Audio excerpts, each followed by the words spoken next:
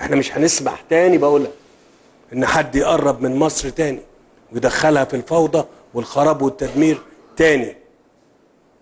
وعشان كده مش انا بس اللي اغضب، ده كل المصريين يغضبوا، ده كل شريف وكل صاحب ضمير وصاحب حب البلد الحقيقية لما يشوف اللي بيتعمل ده، اللي انتم متهيألي كلكم رغم متابعتكم فوجئتم بحجم العمل اللي بيتم، رغم ان فيه هنا حرب بتتم كمان، حرب بتتم، لكن وجنب منها حرب تانية، حرب بناء وتعمير وتنمية على قدم وساق.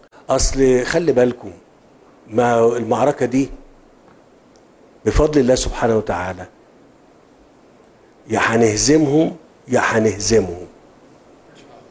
امال ايه؟